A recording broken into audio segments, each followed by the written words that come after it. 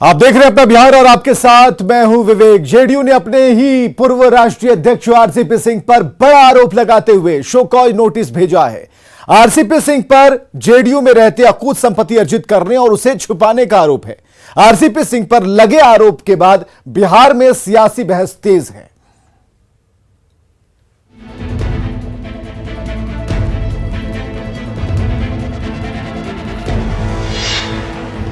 और दूसरा एक्शन लेना होगा तो एक्शन लिया जाएगा, लेकिन एक्शन में जो आप बता रहे हैं वह भी हो ही सकता है, इसमें क्या दिक्कत है। कभी जेडीयू में नंबर 2 की हैसियत रखने वाले आरसीपी सिंह नीतीश कुमार के दाहिने हाथ माने जाते थे। आज आरसीपी सिंह पर गंभीर सवाल है। सवाल जेडीयू में रहते अकूत संपत्ति अर्जित करने का, सवाल संपत्ति की जानकारी को छुपाने का, और ये आरोप किसी और ने नहीं बल्कि खुद जेडीयू की तरफ से लगाए गए हैं। हम लोग भ्रष्टाचार से इसको भी समझौता नहीं करते हैं। जो कुछ भी है वो सब हम लोग पार्टी के अंदरूनी मामला है, उस पर हम लोग जानकारी ले रहे हैं। जेडीयू ने पार्टी के पूर्व राष्ट्रीय अध्यक्ष शो कॉज नोटिस भेजा है। नालंदा जिले के प्रखंड अध्यक्ष के आरोप पर प्रदेश अध्यक्ष उमेश कुशवाहा ने आरसीपी सिंह को नोटिस जारी कर दिया है। आरसीपी सिंह पर साल 2013 से 2022 के बीच अकूत संपत्ति की रजिस्ट्री कराने का आरोप है कि नालंदा जिले के 2 प्रखंडों में इस दौरान आरसीपी सिंह और उनके परिजनों ने करीब 40 बीघा जमीन खरीदी है। साथ ही दान में भी जमीन की लेन देन की है। यही नहीं, जेडीयू ने आरसीपी सिंह पर उनकी पत्नी के नाम में हेर फेर कर जमीन खरीदने का भी आरोप लगाया है। आरोप है कि उन्होंने इन संपत्तियों का जिक्र अपने चुनावी हलफनामे में भी नहीं किया। मुख्यमंत्री जी की बदनामी न हो, इसी कारण से हम लोग खुलासा किए हैं, क्योंकि इनके कारण मुख्यमंत्री जी की बदनामी हो रही थी, मुख्यमंत्री जी का भनक नहीं लग रहा था। जेडीयू के संसदीय बोर्ड के अध्यक्ष कि अगर आरसीपी का जवाब संतोषजनक नहीं रहा तो उन पर ईओयू जैसी एजेंसियों की कार्रवाई नहीं होगी।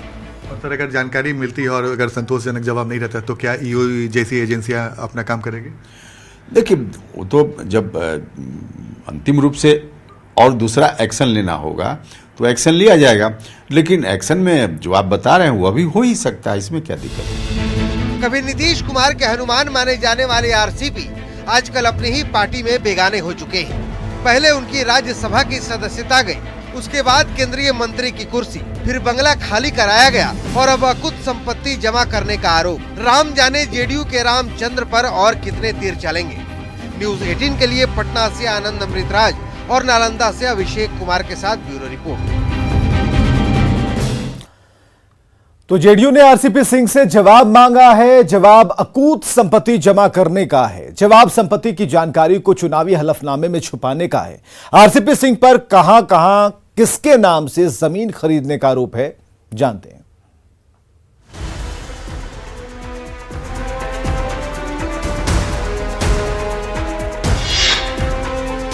नीतीश कुमार के हनुमान कहे जाने वाले आरसीपी यानी राम प्रसाद सिंह की मुश्किलें खत्म होने का नाम नहीं ले रही हैं। पहले राज्यसभा की सांसदी गई, फिर मंत्री पद छोड़ना पड़ा और अब अपनी ही पार्टी ने आरसीपी सिंह पर जेडीयू में रहते अकूत संपत्ति अर्जित करने और इसकी जानकारी छुपाने का आरोप लगाया है। आरोप है कि आरसीपी सिंह ने 2013 से 2022 के बीच अकूत अचल संपत्ति अर्जित की। केवल नालंदा जिले के 2 ब्लॉक में 40 बीघा जमीन खरीदी। अस्थामा और इस्लामपुर ब्लॉक में 40 एकड़ जमीन खरीदने का आरोप। सांसद बनने के बाद पत्नी और बेटी के नाम पर जमीन खरीदने का आरोप है कि आरसीपी सिंह ने ये सारी अचल संपत्तियां अपने और अपने परिवार के नाम रजिस्टर करवाई। संपत्तियों के निबंधन कराने में कई गड़बड़ियां सामने आई हैं। चुनावी घोषणा पत्र और केवाला में नाम में हेराफेरी का आरोप है। इसके मुताबिक चुनावी घोषणा पत्र में पत्नी का नाम गिरिजा सिंह है, जबकि केवाला में गिरजा सिंह है।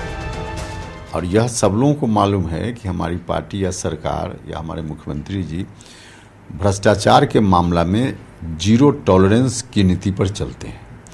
तो स्वाभाविक रूप से जब भी जानकारी हुई तुरंत एक्ट पार्टी ने किया। अब ये जान लीजिए कि परिवार के किन किन सदस्यों के नाम पर कहां-कहां जमीन खरीदने का आरोप है। अस्थामा ब्लॉक में बेटी लता सिंह के नाम से 22 प्लॉट खरीदने का आरोप है।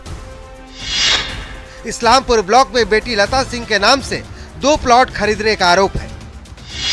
बेटी लिपि सिंह के नाम से इस्लामपुर ब्लॉक में 10 प्लॉट खरीदने का आरोप है। पत्नी गिरजा सिंह के नाम से अस्थावा ब्लॉक में 12 प्लॉट खरीदने का भी आरोप है। जेडीयू की तरफ से अपने ही पूर्व अध्यक्ष पर लगाए गए आरोप गंभीर है। देखना ये होगा कि इन आरोपों पर आरसीपी सिंह का जवाब क्या होता है। न्यूज 18 के लिए पटना से आनंद अमृतराज, शैलेंद्र कुमार और नालंदा से अभिषेक के साथ ब्यूरो रिपोर्ट। आरसीपी सिंह को जेडीयू के शोकॉज मिलने पर उनके समर्थक आरसीपी सिंह के समर्थक कन्हैया सिंह ने उन्हें निर्दोष बताया है, साथ ही उनके ऊपर आरोपों को निराधार भी बताया।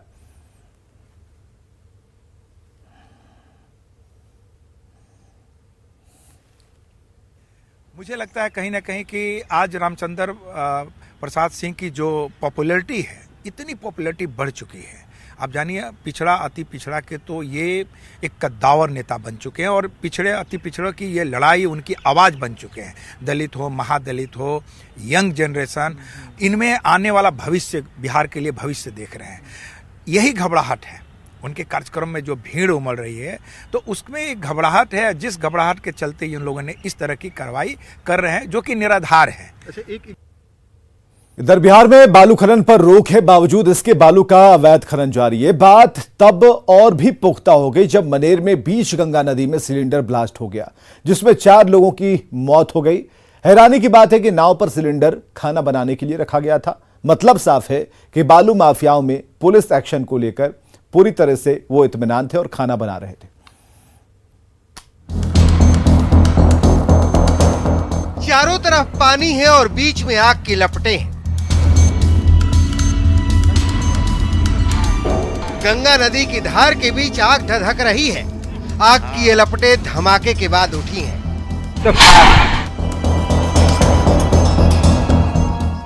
और ब्लास्ट हुआ है सिलेंडर से।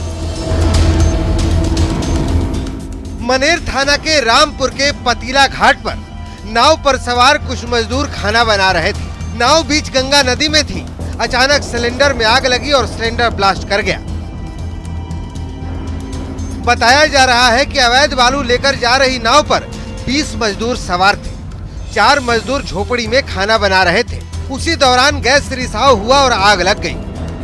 खाना बनाने के क्रम में गैस फटने के कारण कितने लोगों की मौत है? 5 लोगों की पूरी तरह जल गया। पूरी तरह से गया।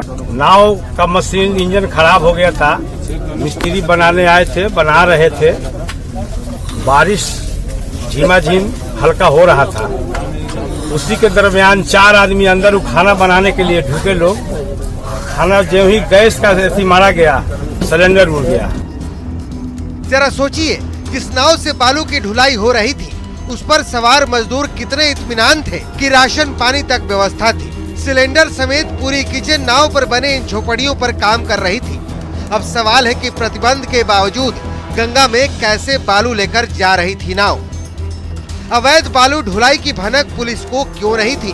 हमने आपको 2 दिन पहले पटना से महज 20 किलोमीटर दूर हाजीपुर में पीले सोने के काला कारोबार की तस्वीर दिखाई थी, जब 50 नाव, सैकड़ों ट्रैक्टर और हजारों मजदूर बालू खोदते हुए दिखाई दिए थे। तब भी पुलिस बेखबर थी और अब भी बेखबर। तो सवाल है कि क्या रेत का ये खेल रिश्वतखोरी से चल रहा है? पटना से न्यूज 18 के लिए अमरजीत शर्मा की रिपोर्ट। इधर मुंगेर में पुलिस ने अवैध मिनी गन फैक्ट्री का खुलासा किया है। पुलिस ने भारी मात्रा में अर्धनिर्मित हथियार बरामद किए हैं और साथ ही फैक्ट्री के संचालक समेत 3 लोगों को गिरफ्तार किया है।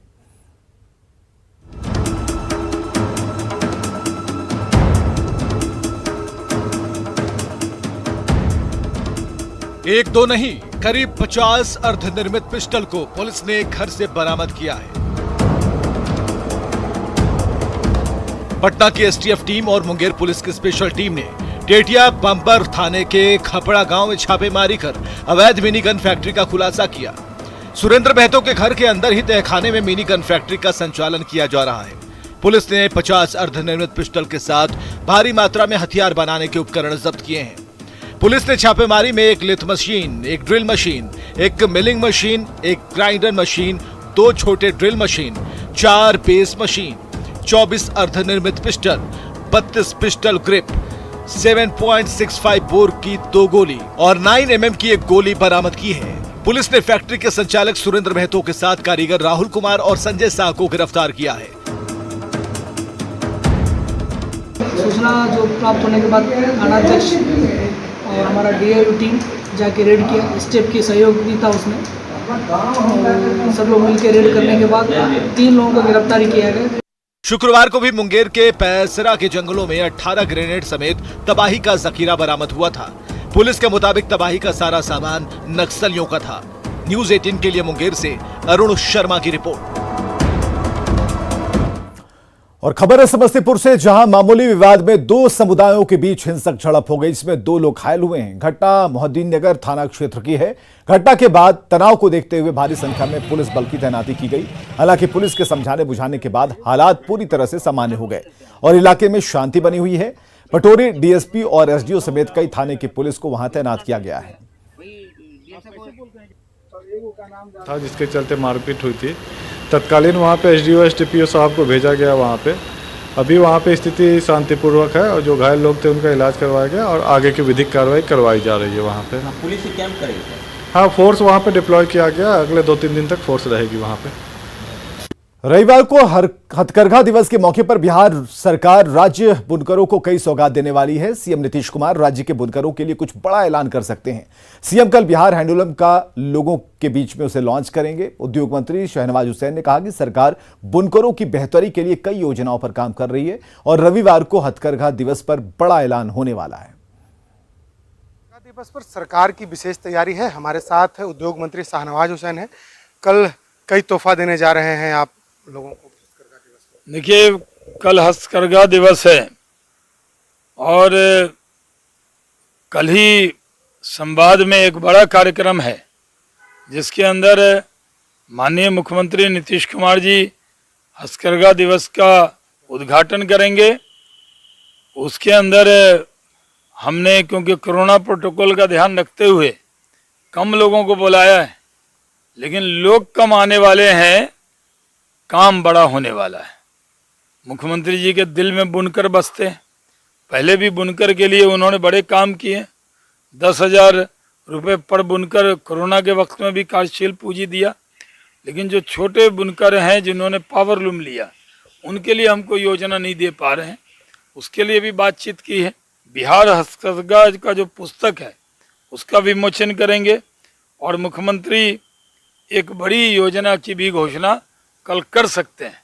बुनकरों की स्थिति लगातार बदहाल होते जा रही थी बिहार में। लगता है कि कल के कार्यक्रम के बाद सौगात मिलेगा और उनकी स्थिति में सुधार होगी। नहीं, वो तो बुनकर के लिए वो पुरानी बातें थी। अभी तो हमने आते ही बुनकर की चिंता की। हम